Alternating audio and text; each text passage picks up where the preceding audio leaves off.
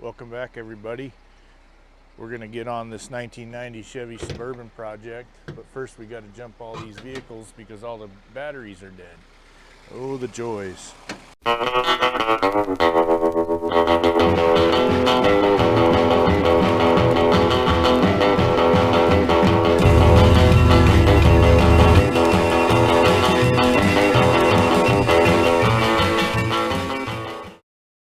Got this little 2000 Jimmy.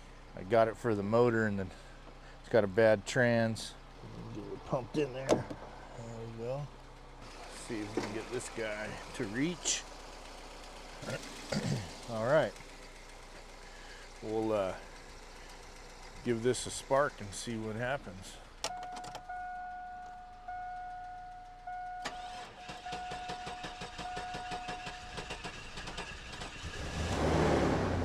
Absolute power. All right, there's one. Got to go around and do all my vehicles. I want to use the tractor to pull the axle out, but the battery's dead on it too. The cold weather does it to me every time. I'm gonna go ahead and throw some plywood down, and I'll be taking these old brake drums and jacking them up behind the rear tire so I can get to the leaf spring. Move this piece. As you can see, we got some rain. Everything's a little muddy, a little wet underneath there, kind of drying out around the perimeter. And that'll be just to keep these things from sinking in the mud. All right, I'll get the floor jack out, get her jacked up. All right, we got the old trusty rusty Daytona 3-ton jack. It's my original Harbor Freight jack right here. Oh, look. Wants to work today. The bottom of this broke. I gotta take it apart and maybe weld it back in, but this one, let's see if I can possibly jack the whole thing up at once. Can. I'm not too worried about getting it out. It's when I put the new lift in, I don't want to have to do it twice. So if I can get it high enough now, I won't have to lift it when I put the axle underneath it with the new springs.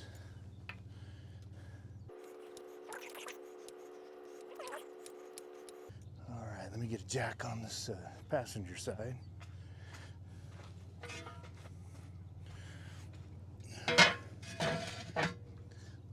Whew. I guess it's seated now.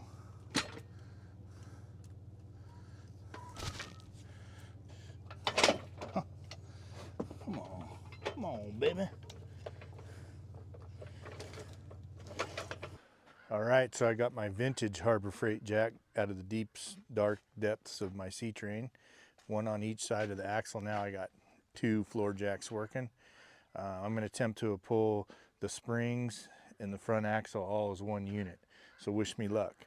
I'm going to flip you around here and I'll show you. All right, so we're going to unbolt it from these hangers here on the passenger and the driver's side, and then the front bolts there, and try to pull the whole spring and axle as one unit. I'll set you up and go ahead and get started. All right, I got my Hercules brushless impact.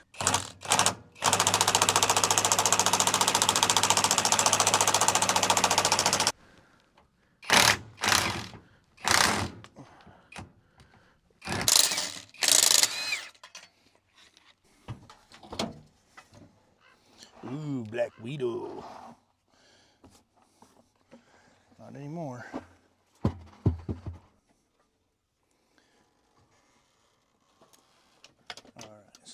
All right, we got the 10-bolt axle out.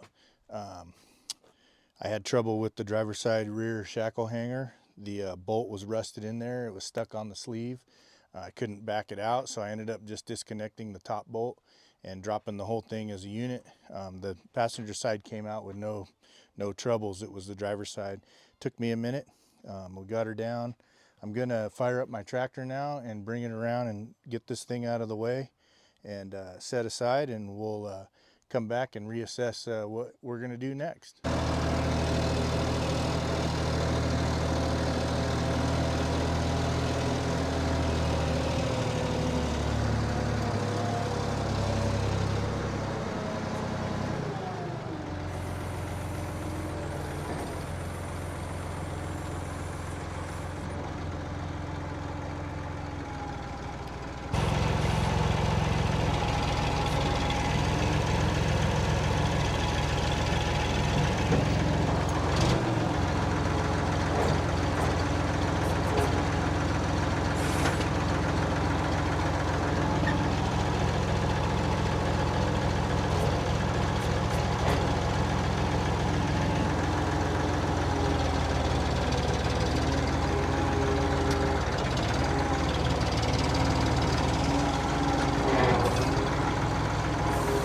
Alright everybody, today we're going to attempt to tack together the front spring hanger kit from DIY4X for our 1990 Chevy Suburban Build. We got the 10 bolt axle out last week. We were going to air hammer off all the rivets on the original spring hangers, but we decided to wait. Wanted to get this kit tacked together and mocked up to dry fit it in there to make sure everything's going to be welded in the appropriate spots.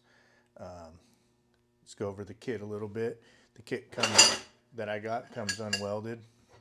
See all these parts and pieces. I got them separated from the passenger side, driver's side. Got this one mocked up. I believe this is the front, and it comes with all these little pieces here and some lock nuts. I guess the kit requires you to weld the lock nut on the back side of these, and this is a good idea so you're not having to reach back in the frame rail to put the nuts on the bolts. So I went and got some sacrificial bolts that fit these nuts so I'm not damaging the original flange bolts. I'll keep those separate, but I'll go ahead and put those through the little bracket. Screw this guy down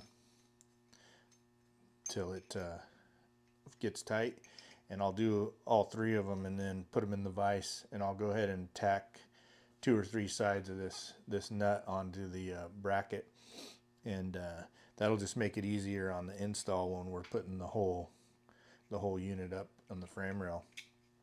So I'm going to cut you off here. I'm going to go ahead and some of these parts have little rolled edges. I'm just going to take my my grinding disc, my 4-inch grinder, and clean up some of the edges and get these nuts tacked on, and then we'll start tacking the main body here.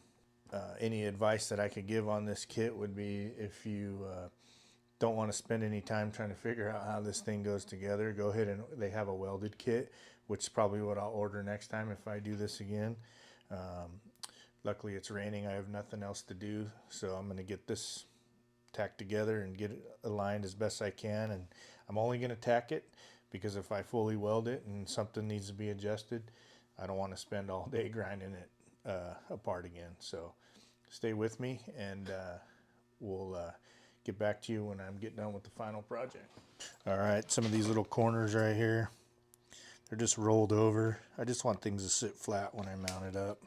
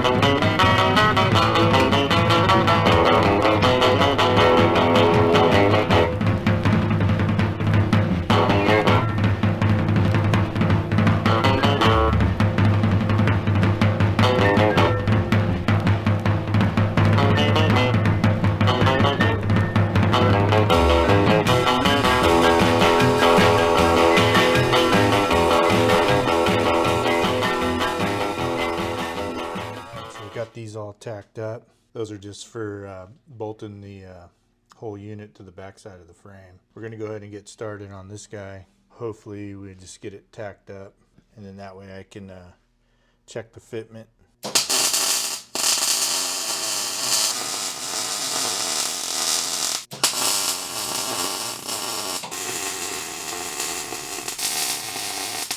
All right, we got it all tacked together. This is what the unit looks like when I got it together. It'll mount up on the frame rail just like that. There's one more piece that goes on the back side,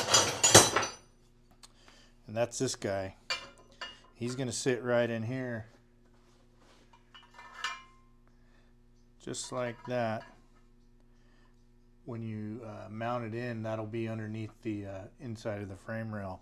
I think I'm going to wait to tack this in until I get it bolted up. That way I know exactly where it goes. And the next step will be busting off the original spring hangers on the Suburban and mounting these guys up. I got this thing tacked up in a couple spots. I went ahead and cut some square stock 3 inches to fit in between where the leaf springs go temporarily, just to hold this bottom piece in place. I don't have it tacked yet, it's just bolted. But it took me a little bit to figure it out.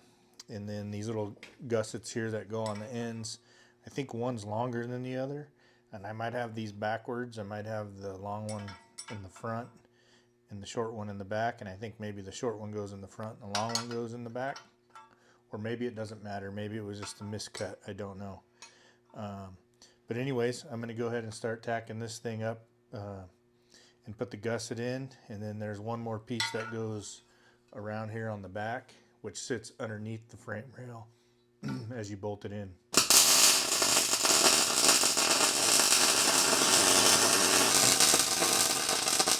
So we had a little bit of a little discrepancy here. You saw me at the beginning of the video welding these lock nuts onto these pieces that go to the back side of the frame. Well, what we discovered was that they are per side. So when you weld these lock nuts onto this piece, you can't weld them all the same because they're 2 different distances. I thought they were the same distance. So basically, the way I welded them will only fit on one side. So I'm going to have to grind these lock nuts off and get another set of 6. Flip these over and weld them on the proper way to be able to fit the holes where we need them.